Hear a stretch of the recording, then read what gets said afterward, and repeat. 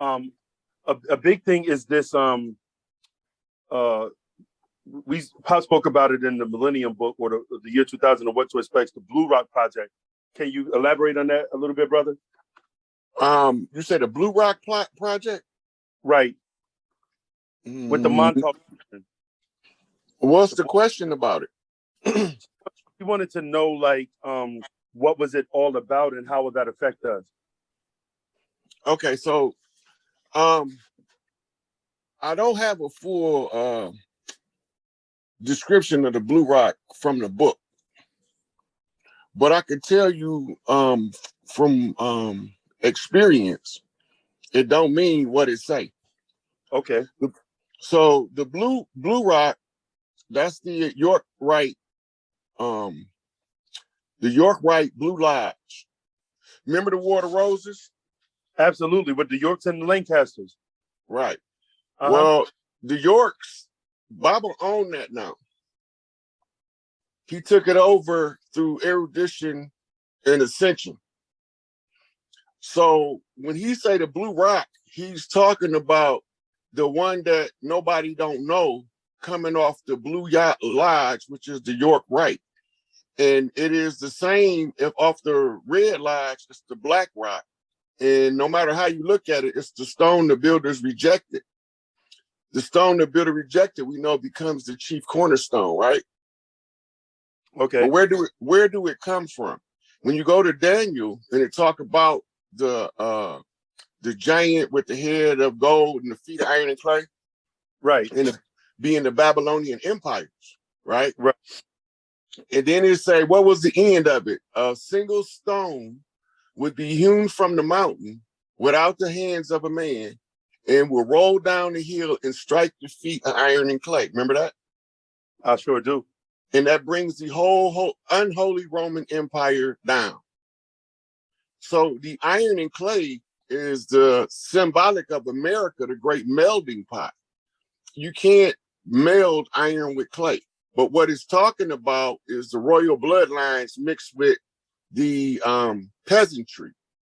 So when we're talking about the stone the builders rejected, besides the biblical reference, where else do you find that stone being hewn from a mountain? That's the story of the Monkey King, Sun Wukong. In India, the Buddha called Sun Wukong Hanuman, which means a handy man, a man that's handy to have around, know a little bit about everything, which brings us to the riddle. A jack of all trades, master of none,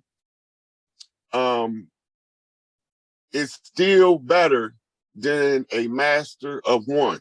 So it's saying that the handyman know a little bit of something about a little bit of everything. And then he's gonna put it all together so you can see the big picture. So this is what the blue stone is. It's the blue house, the blue lodge. It's the one being trained. And this would bring an end to all of those other nefarious ventures that the lesser beings was using to try to conquer the so-called gods. Right. Right. So they put all of these councils and committees together so that they can use multiple individuals' brain power to usurp us. The problem is that ain't gonna work. Oh, wow. So another question that one of the other sisters had is the knowledge of non-ether is very complicated. Could you give it to them in a more simplistic way? Like what non-ether is, how it works, and how it personified itself as flesh and blood beings in the form of our race, dark-skinned, woolly-haired people? Okay, so when we talk about the non-ether being, look at it like the body.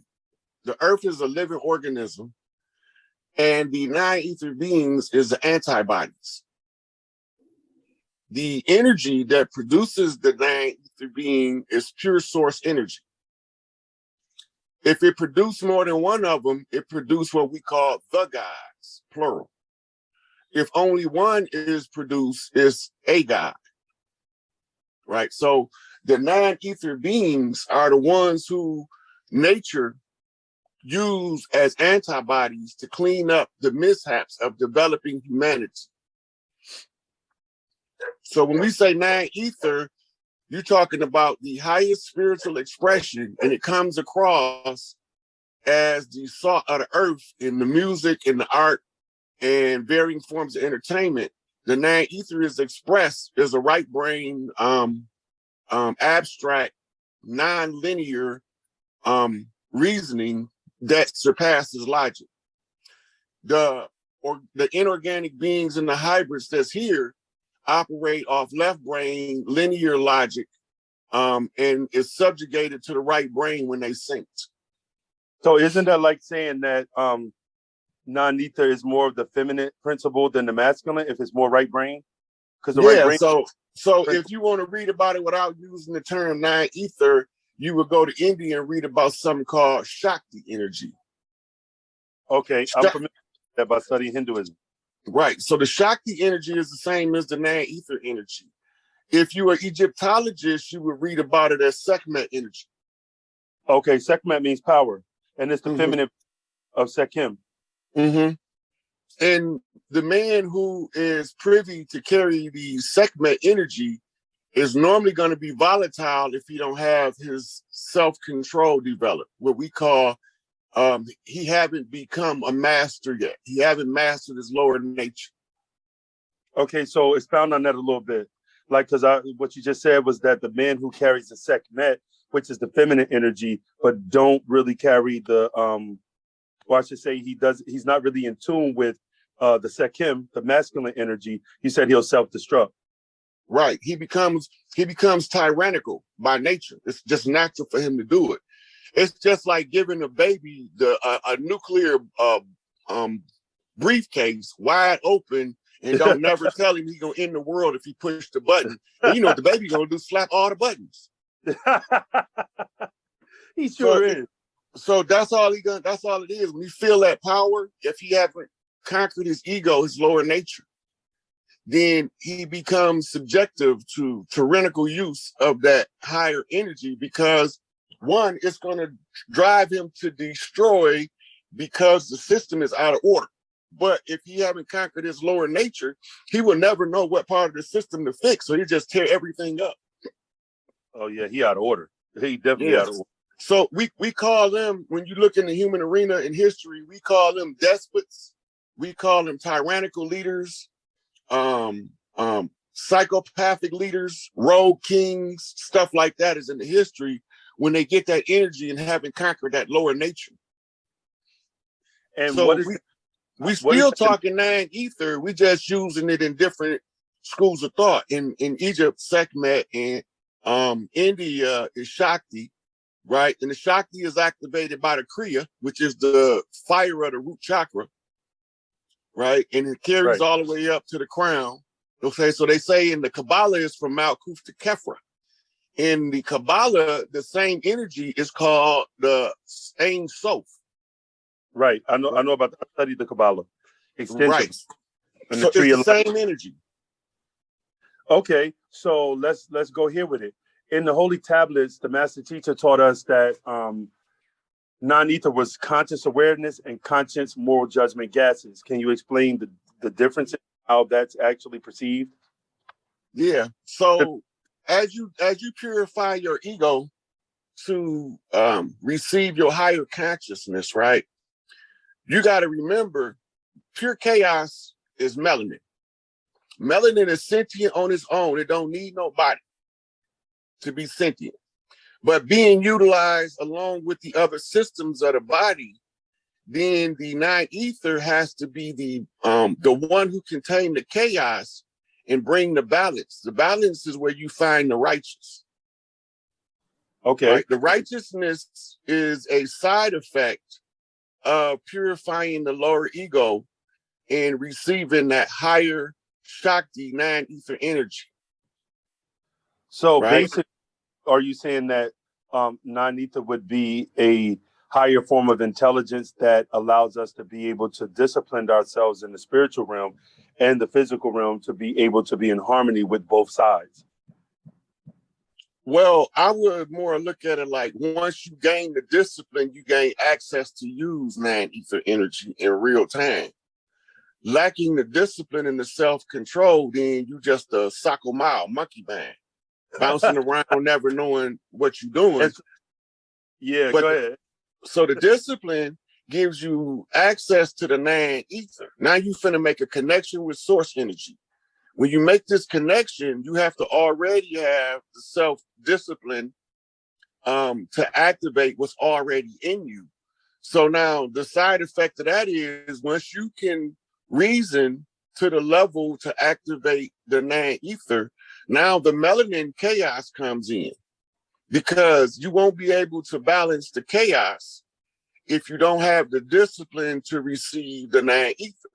And the chaos is melanin. When it come in, it's going to automatically send you on an immediate downward spiral to your lowest base nature to return and rise back up as the phoenix. Why is that? Because it's chaos. When it first hit, it's like a bomb.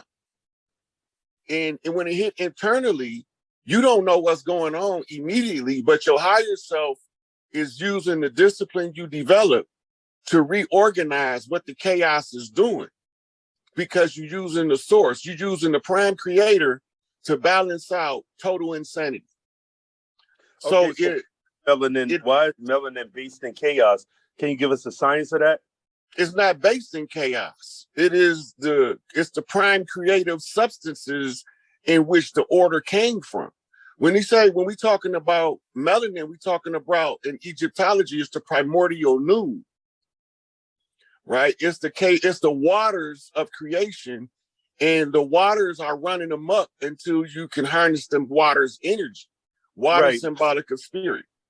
Right, because I remember when Pops was teaching us about noon and basically undifferentiated matter, he was explaining how this is a state of nothingness, basically a state of existence before things actually combined and aggregated and came together to form what we see now today in the physical realm. Yep. So it's like if you pour a soda pop in the glass, it's going to fizz. It's not fizzing because it couldn't fizz in the bottle. It's only fizzing because you just poured it into a cup and disturbed it. Right. This is what the melanin is doing. So now, as you learn to control pouring the soda in the cup in order to reduce the amount of fizz so that you don't overflow the cup, this is how your higher self is organizing the chaos energy, and it uses your self-discipline to do it. Now, when you look in like Google or different scientific books of ancient Greek mythology, they attempted to teach us that chaos was a Greek god that represented the universe when it wasn't unformed. When it was unformed, when it was undifferentiated matter. How would you go about explaining that to the grassroots? So the Greek sciences comes from the Egyptian knowledge. The metaphors that they're using in the Greek is actually a science. So when they're talking about chaos, they literally talking about the primordial noon.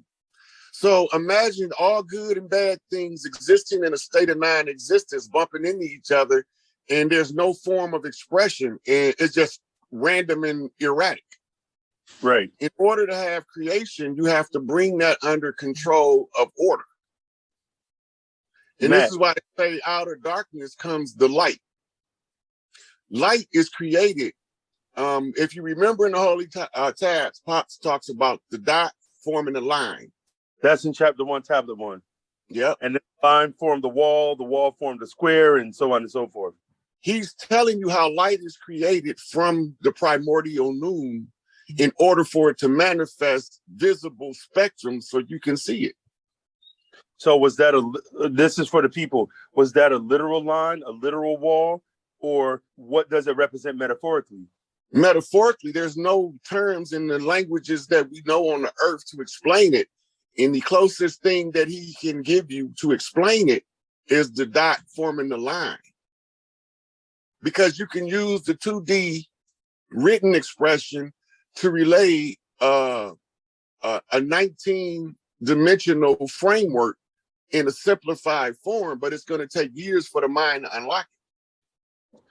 Okay, and that's now that you say that, another question that came up in the conversation with a couple of the sisters that's in our class. You mentioned the 5D. So let's say 3D, 4D, 5D. I want you to kind of sort of in simplistic terms explain what is a dimension, and then from there, what is a third dimension, fourth dimension, and fifth dimension? Okay, so now what we're looking at when we're talking about the dimensions is levels of frequency and how the frequency is expressed so that the mind can perceive what the frequency is telling it. So when we talk two-dimensional, we talk about that thing which is written on a flat surface. That's the 2D. When we talk three-dimensionally, we're talking about a fixed position reality that have three forms of existence: solid, liquid, and gas. When we get to the fourth dimension, this is the plane of force. This is the field of mind.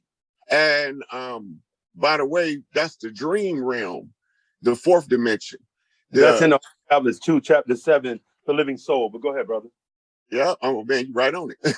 So the dream realm is where we create the lower realms, 3D, 2D, like that. The dimensions is described in 3D as like different light rays. Like the light take on the spectrum and we can only see a small portion of it. Right. So the portion that's above our perception would be higher dimension, and those which is lower from lower perception is what we would call lower dimensions. The 3D is where all of the upper dimensions is expressed in the physical realm. This is the best way to describe 3D is 3D fixed position reality, having a God particle as a stabilizing link. So when they discovered the Higgs boson in 2012, that was discovering the wall that the line created. Because it's all condensed light rays. Everything that we think we see as a physical object on a molecular level is nothing that we think it is. Right. That's why Right. they say the physical world is an illusion. Yeah. So when you study epigenetics, you realize that wherever we are in truth, we not really here. We projected here in consciousness. So the easiest way to explain our collective unconscious, where we all linked, is like a big bag of water, and you dropped it on a pin cushion. Every little stream of water that comes out of that is one of us, but the source bag is Prime Creator. Got you. So go ahead. We call it a mastermind, like Napoleon Hill Mastermind Group. And the Law of Success explains it perfect, where it can be used. So the whole world of thinking people forms a egregor, which is a thought form. The egregor then takes on its own life separate from those who created it. The whole trick of the secret society is learning to take control of the egregor of humanity, which goes back to the 100 monkey effect. When you strategically place specifically powerful minded people and specific geographical locations around the world, and they can communicate telepathically, all of the ones who turn their telepathy off become subject to the will of those who could drive the egregor, which is only a thought form. It's a collection of thoughts. So to hack into it, you build up a belief system. What happens when you build up a belief system is you create a thought form with its own subsection in the egregor at large. So it's like creating a little cell of believers over here and over there. That's why religion is there. All of these years of our people praying to Jesus, Muhammad, we created the power in the egregor of those religions that make it more believable to the ones who haven't woke up to the egregor's nature yet. And you define egregor as what? A thought form. That everybody has, or it's just relative to specific people? Well, the universal mind is the egregor. They call it the universal mind. or the great mind, different stuff like that in metaphysics, but it's just the egregor. This is the collection of all of the thinking that we do on the planet, knowingly or unknowingly. The side effect of any agreement between two or more people generates an egregor. And that's how religion is kept powerful. So how does that relate to the oversoul?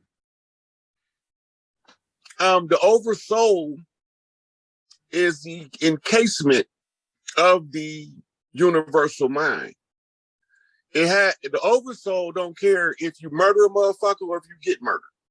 It's indifferent. Not until it comes into the universal mind do we start distinguishing right from wrong and developing the polarity of opposites, which is a 3D construct. Because once you get into the 5D, murder and birth is the same thing. Right. It's opposite ends of the same spectrum. Right. It's just how Pop say it, the only difference is degree. Right. Just like he was saying, like, there's no good or bad. Like you can use fire to burn somebody, or you can use fire to cook some food that's healthy and feed them to nourish their particular physical body. So it's neither good or bad. It's what Darth Vader told Luke. I mean, not Darth Vader. Obi-Wan told Luke, the Force is neither good nor bad. It's your intent that makes it that way. And how you use it. Yeah. So just because I got a gun don't mean I got to shoot everybody. But some people are from a different mindset. If they got a gun, they're going to shoot many motherfuckers as they can until they don't got the gun or the bullets no more. So let's deal with that, the universal mind. Is there one mind that we're all connected with in the universe where we gain our thoughts and our perception from? Or is it one mind that gave us the ability to perceive things on our own? And simultaneously, both of those things you just said. One produces the other. You can't have one without the other. That's like trying to have a corn without the cob. You can't have one without the other. Now you can take the corn off the cob. You can use the cob separate from the corn, but in its original form, it's going to produce both. Got you. So a language question that I was asked, because I have been, and shout out to my elder brother Love, my mentor. He and I have been having extensive conversations about the alchemy of the language in Nuwabic. Can you kind of go in depth about how our particular language evolves us to pretty much have the frequencies that's needed, and speak a little bit about the frequencies as far as like what is needed and why? Okay, so we in this frequency now of oppressed versus the oppressor. That's the nature of the Aquarian age up until now. It's going into the nature of the Piscean age up until now, going into the Aquarian age, is taking away those opposite or those things that we are under now, those two opposing views. It's like creating a hologram. You need a fixed idea, and then you need a mutable mind. The mutable mind and the fixed idea work in conjunction to create the holographic reality, right? So the language influences, when you know the frequencies and the tones, influences the hologram and how it manifests. So we're talking about the double slit experiment in physics, telling you the mechanics of it. If you don't focus the attention on the frequency is a wave. But once you focus the attention on it, you add the second element to lock it into a fixed position, and it becomes the particle. In the frequency of language, you have to have a grasp of language to know which frequencies facilitate higher thought and which frequencies drive you to a lesser thought. So we're trying to overcome the thoughts that allows oppression to be acceptable to anybody, anywhere on the planet. So Baba say, if a leader gonna be a leader, he got to have a plan that's workable anywhere. Because if the plan is not workable anywhere, everywhere, it's not truly workable anywhere, right? So we talking about the thinking of leadership. So when you put a language together, like Pops in the community put NEGPIFOR together, you put NEGPIFOR together with the understanding of how the tones affects the whole cortex. Now the brain is in the reptilian brain, the old mammal brain, and the new mammal brain, the neocortex and the endocortex, or the old cortex, the old brain. When you use all three of them in conjunction, you create a different pitch and tone in which the ears become the receivers of, in order to tell the organism of the self at what level to think. So when we talk about